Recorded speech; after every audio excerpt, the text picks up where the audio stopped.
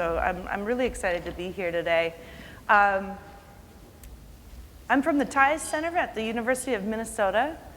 TIES, if you have not heard of us or if you're not familiar with us, TIES is a National Technical Assistance Center that's based out of the Institute of Community Integration at the University of Minnesota. The T stands for time and general education, so we're talking about 80% or more of the day that we're striving for. The I is instructional effectiveness, so we don't just want kids to be in the classroom, just kind of as a presence, but we want them to be actively involved in the instruction to fit them well.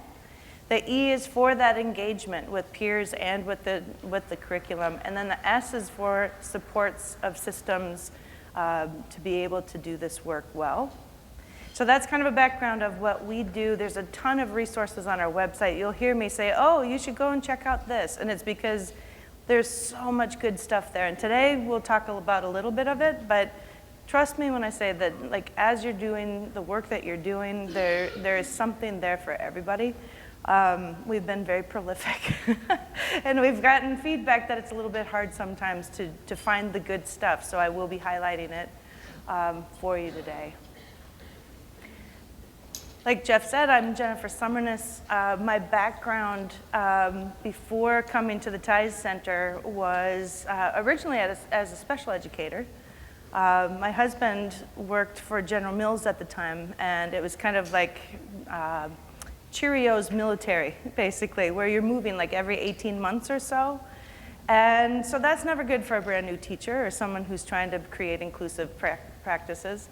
But all of my prep was inclusive, which is really interesting when you think about it, because that was back in the 90s, and we still don't have programs that necessarily help people understand how to do inclusive practices. But I did it at the University of Wisconsin with Lou Brown. I was very, very lucky and fortunate to be able to do that with him. So over, under, around, and through is actually how I learned to do this, right? And so every place that I went, I decided I was gonna lean into it. If every 18 months I was gonna be moving, then every 18 months or 2 years, I'd lean into a different disability category, pick a different age group, right? And I'd always pick schools that were not inclusive yet, so that I could help them build the inclusive practices. And it proved to myself that, yeah, you can do this for each and every kid. And so then I went back to the University of Minnesota, got my graduate work, did my doctoral work in educational administration to understand how to really put those systems in place for people and for kids, ultimately. And so that's a little bit about me. My colleague Jessica Bowman was supposed to be here with me today. Unfortunately, she had a death in her family this week and could not come. But she developed all day today, all of the materials with me, so she's here in spirit, but I just want to acknowledge her work here today too. So let's get into the meat of what you're here for. So our anticipated outcomes, we want you to understand the whys, not only just because I think that some people still might be thinking about, why are we doing this? And do we mean each and every kid? The TIES Center has focused on kids with the most extensive support needs historically. We do it for everybody. We think about it in terms of universal design and supports for everybody. But specifically, we've pulled those kids in our mind of how to make sure that our resources, our work, helps teachers, educators, districts, schools, to be able to include kids who have that little asterisk by their name, right? You can't mean this one. Well, that's the group that's really close to our hearts, and we make sure that people can understand the kids who might have an asterisk. So we're going to talk about the whys and the outcomes. We're also going to understand the research, because a lot of people, and if you're leading this work in your schools, or if you're on different leadership teams, or even just if you're collaborating with a partner, really understanding that research is one of the things that some people just latch on to, that's the data that they're data geeks. Jessica is my data geek, so I'm going to miss her today. But sometimes that's the avenue that people think, oh, this makes total sense. But although we know that there's a research to practice gap that exists, right? So the research has been here for decades, literally 80 years of research showing this. And a lot of people will say 40 and that it goes back to 1975. But when you really look across all the different things that we know about people with disabilities, it's 80 years of research or more, right? So that isn't enough.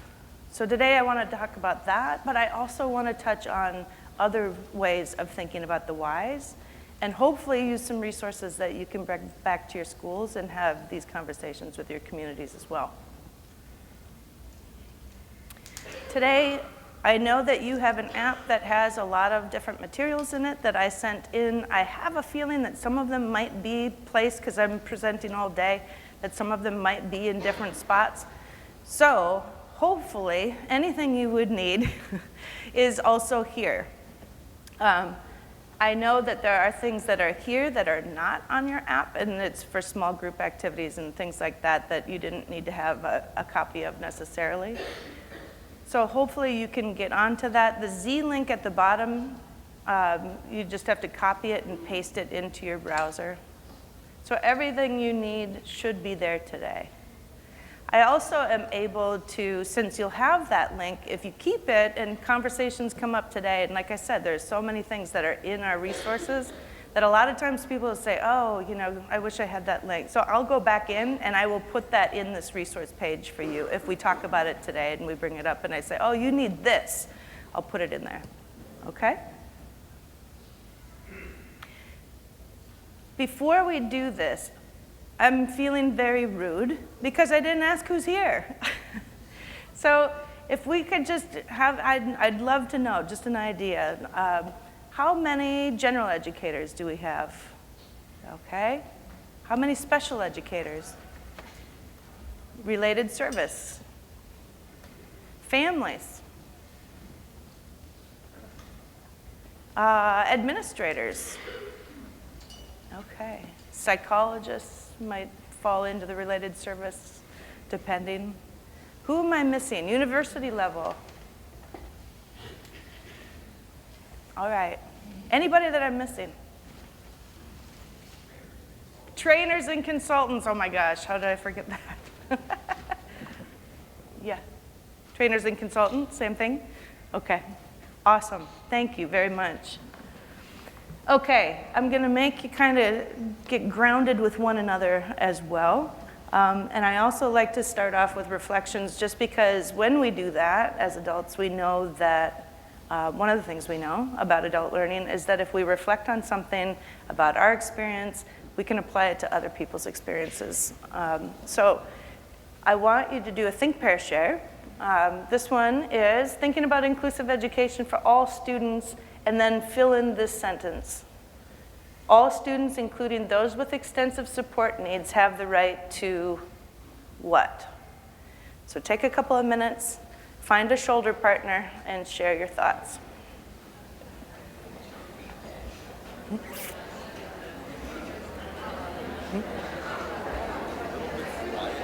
Is it?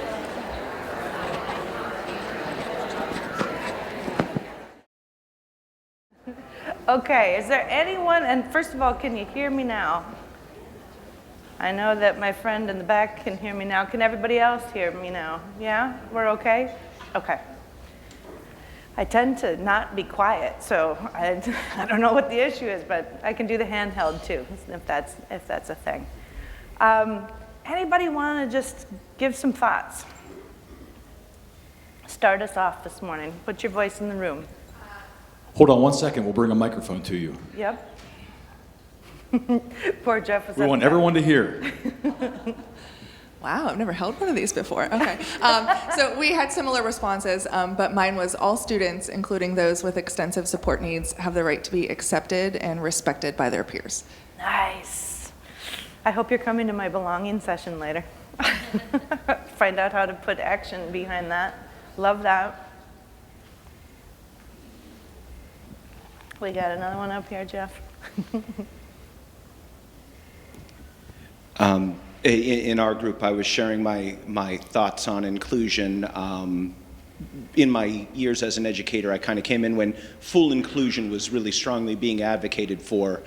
And I'm a little skeptical about the extreme end of inclusion, where perhaps kids with very significant needs are not being provided a proper service, and a regular educator without the specific background is charged with providing their education, and it can sometimes, in my opinion, not be supported by the research. I do believe that it's beneficial to the reg ed students, the special ed students, and we want to push for as much inclusion as we can.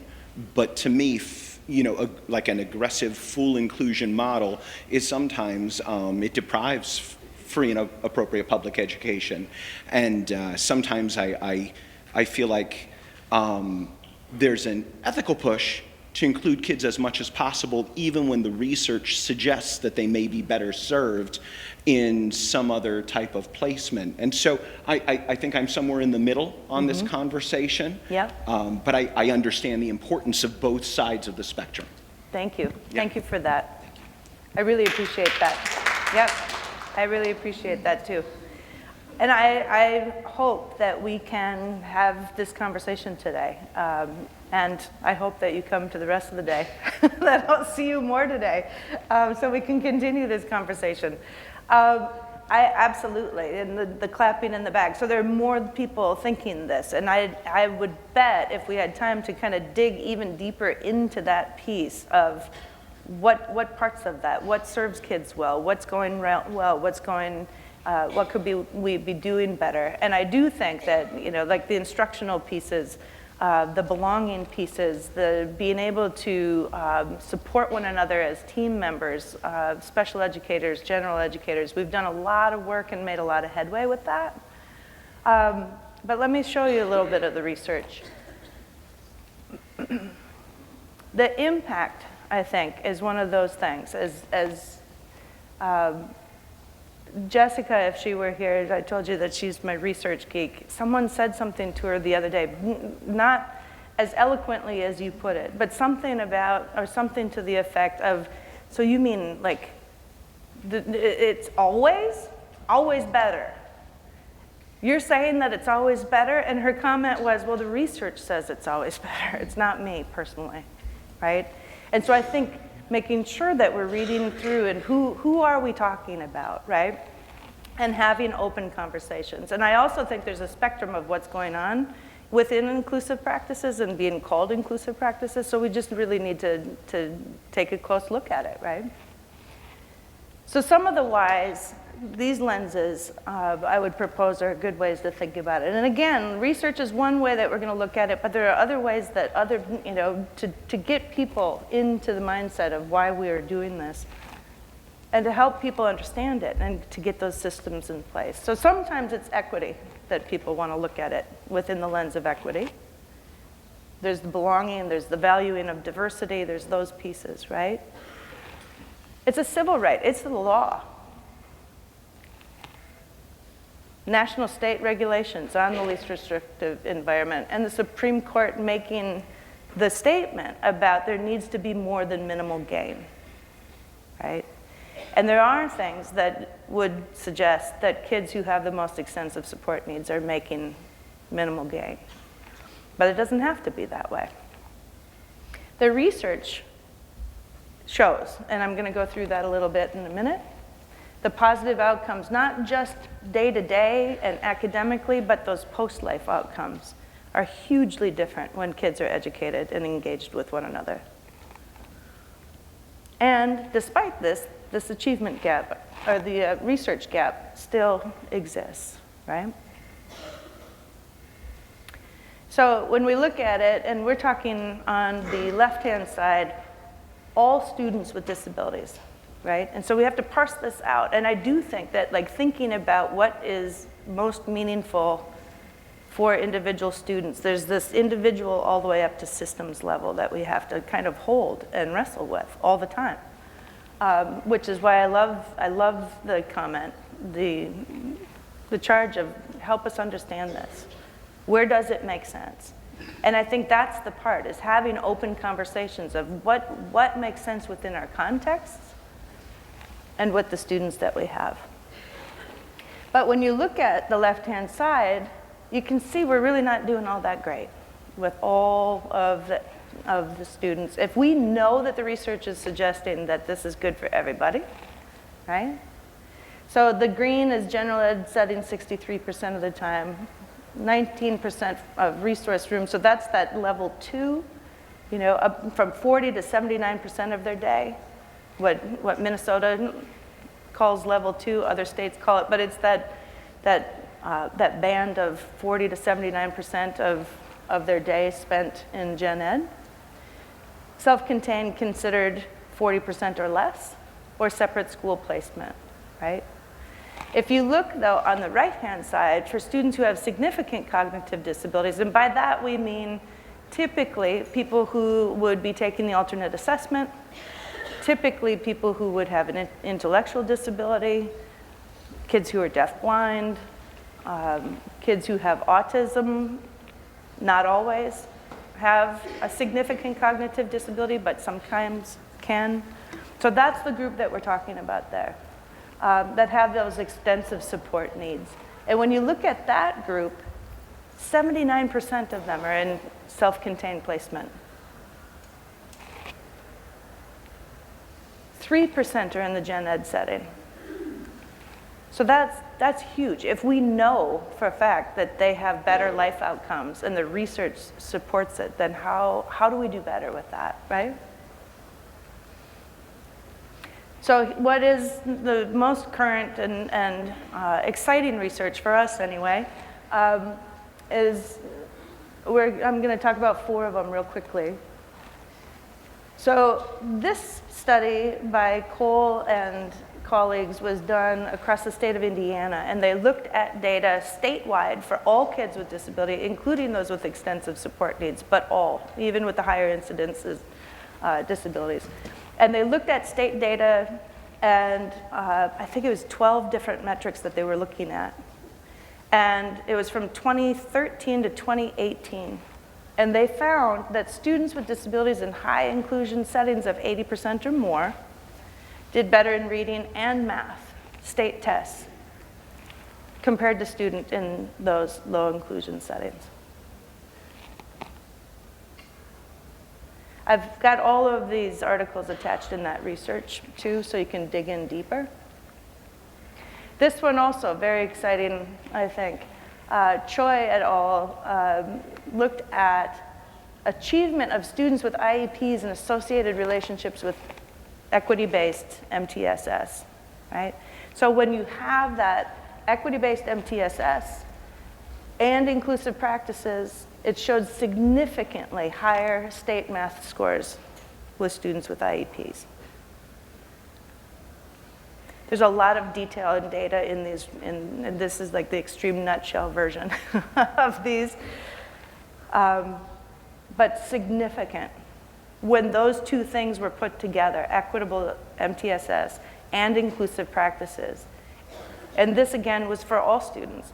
Now, some people would say, and thinking about the last slide too, when we're looking at all, right? And to your point, I think that this is part of the discussion, is who are we talking about here? So even those kids who have the higher incidence disabilities do better. The piece that you have to think about is that 80% or more. So am I saying that they shouldn't have that intensive, like kids with learning disabilities? It's shown also in research that that intensive boost. But the why of why are we doing and where are we doing it has to be the part, like really having that, because that 80% mark for kids, even kids who have learning disabilities or have higher incidence disabilities, shows us this across the board. And this one, when you're thinking about specifically the kids with extensive support needs, right? So those kids who would be the ones who are typically self-contained the most. Kathy G. and her crew did a study in California. I believe it was 12 different schools. But they did a comparison study peer-to-peer. And they matched kids, I'm forgetting the number of kids, but they matched kids across 12 different metrics: gender, age, disability category, need of communication device, whether they had a challenging behavior, like 12 different things. They matched them. And they had one group that was included and one group that wasn't. And across the board, there was more social and peer-to-peer interactions. The communication went up. There was higher engagement, significantly more progress in their communication, in their literacy and math when compared to the kids who were in the self-contained classes. Now, I should also say, those kids who were in self-contained classes showed little to no progress on IEP goals and regressed.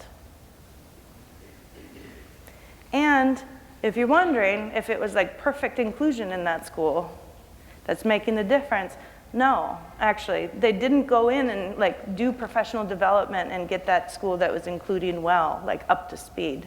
They didn't get the teachers already. It was just as it was. So what can we do if we do put some attention and focus on getting people up to speed and helping people collaborate and plan instruction and universally design, right? We don't have that research yet because we're still working on getting those places to look like that. But they're coming. And lastly, we've done a lot of work recently around students who are English learners who also have not only disabilities, but we're looking specifically at students who have extensive support needs who are also English learners. And that's kind of the exciting work that we're doing at TIES quite a bit right now.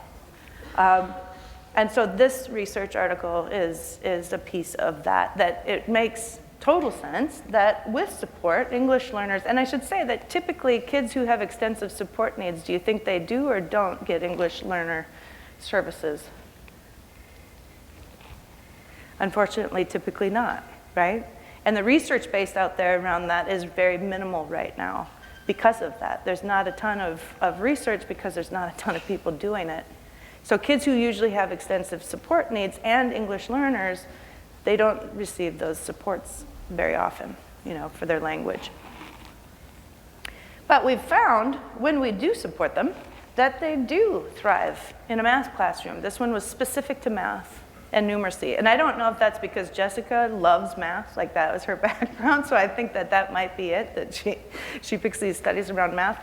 But each content area using language in a different or a particular way. So when you think about if you're reading a book, like if you can help people understand the language that you're going to need not only for the actual content, but to involve each other in conversations around that content, these students saw progress, right? So there's ways that we're already thinking about that you can think about English learners too, with language development, vocabulary development, how you're designing the lessons, and scaffolding it. And that's the exciting part, is how do we get our colleagues who are English language supports in there as well.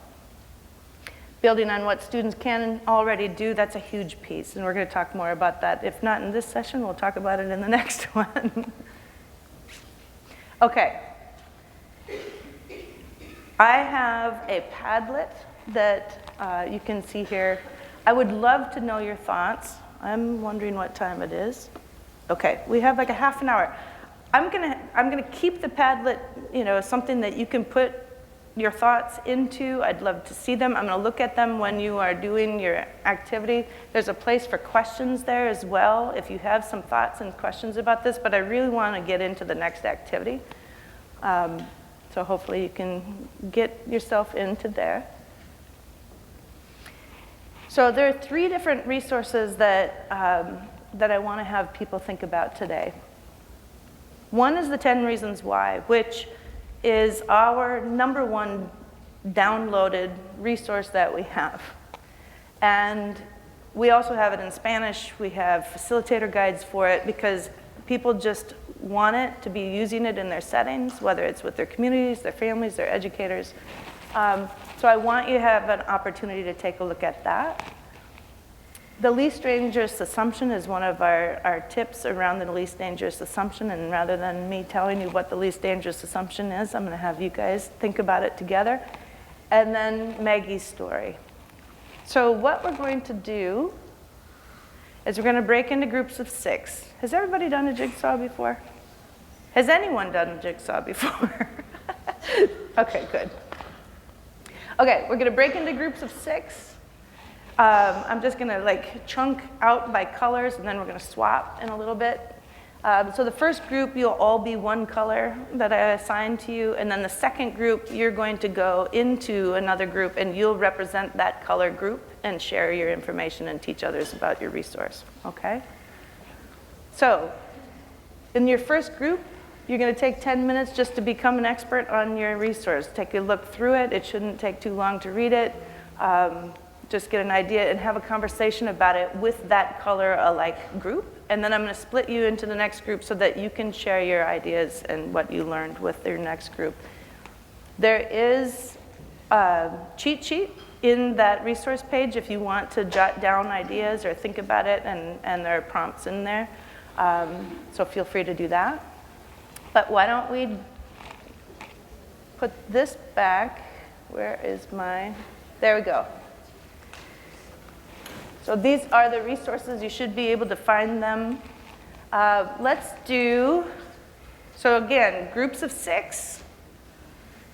Let's do, the green group is everybody from the person with the beautiful bright shirt back.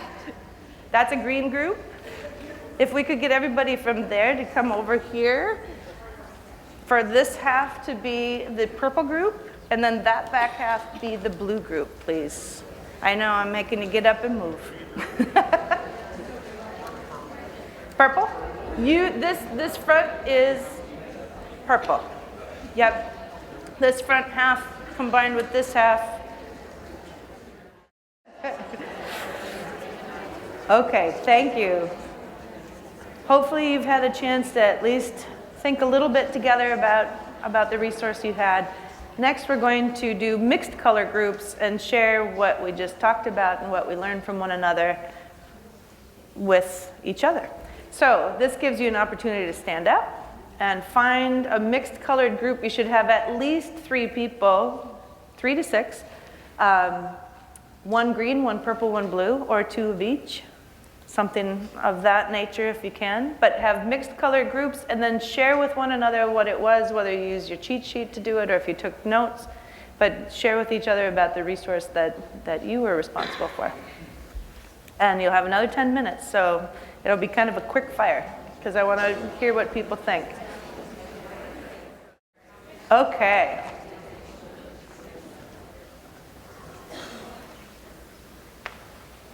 That's not it. Okay.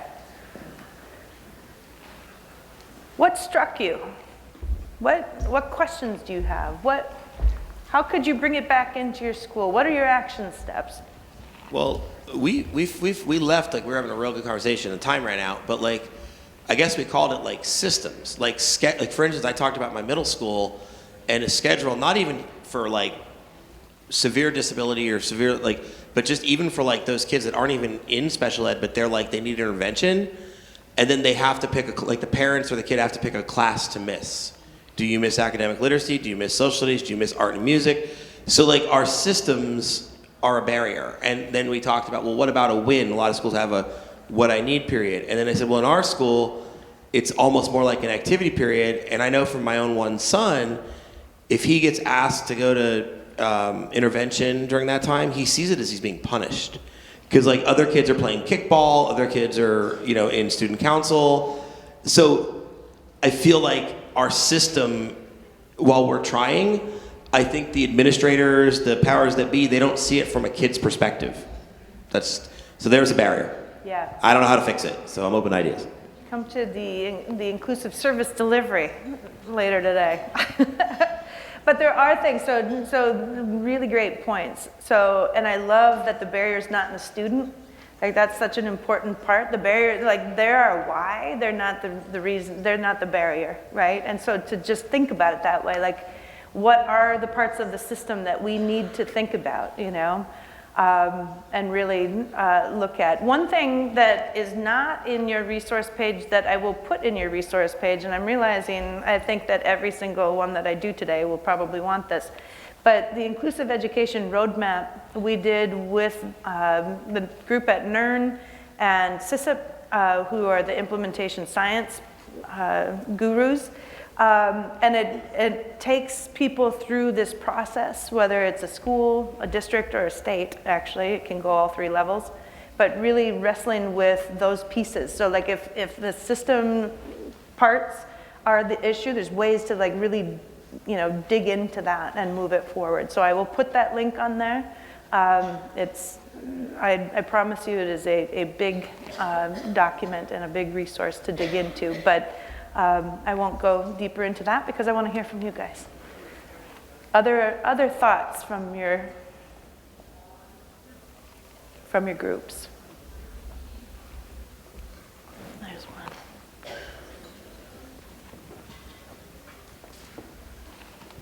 Again, not necessarily the student being a barrier, but if we are trying to be inclusive, you know, staff, teachers, like they realize that they need professional development, time to train, time to work with the staff that is going to be more inclusive because they might not have a special education background. They could be the gen ed science teacher in middle school, and here we're trying to be inclusive. The parents want, the student wants to be, everybody wants a student to be included, but then there's the how. How are we doing this? Where's the time for the professional development to train so they can be inclusive? Yep. Yep.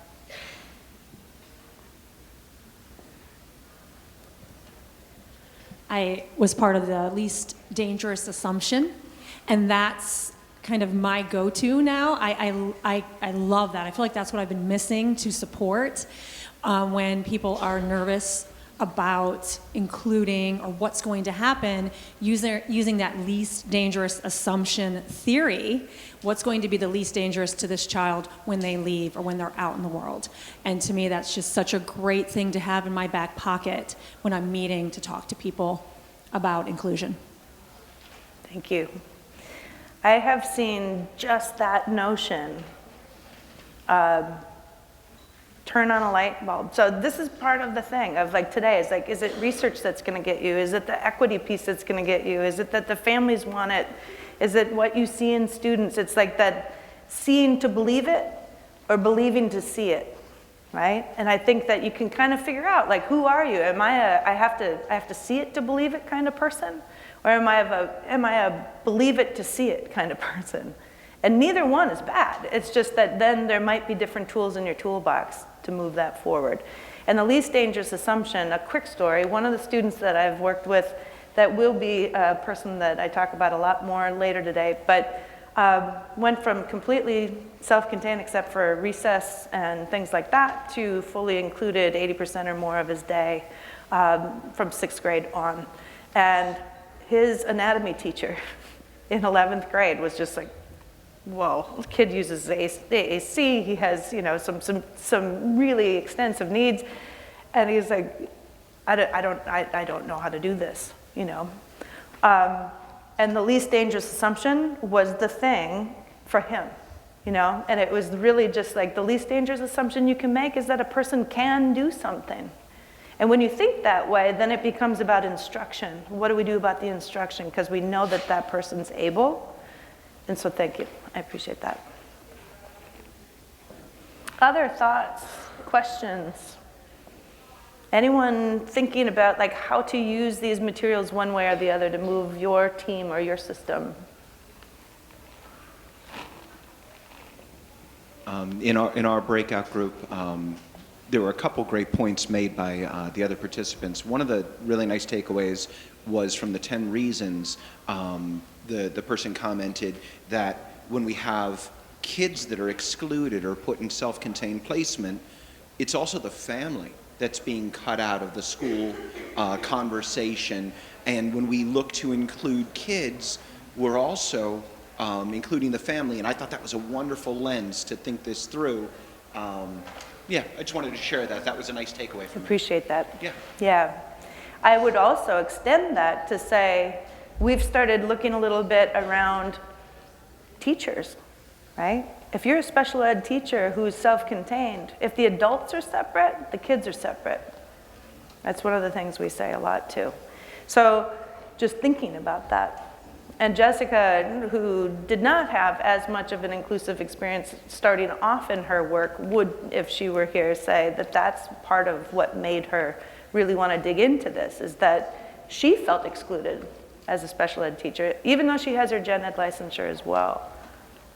So it's just a really, and then when you think even further around, like, if teachers are collaborating together, if we're, cognizant of this exclusion of each other, whether it's families or teachers, what happens to teacher burnout if people feel more connected? What happens to, the collaboration and things, not even just for the kids, but what does that research say? And I don't know that we've figured that out yet, but at the TIE Center, we're working on that too.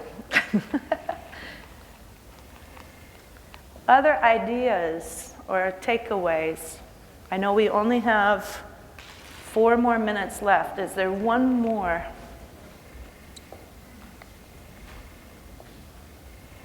Thank you. So we were talking about the positive impacts that inclusion can have on students with disabilities, but one thing that I jotted down from the Purple Least Dangerous Assumption article was that there was an increase in empathy and advocacy in students without disabilities and no negative impact on their own academic performance.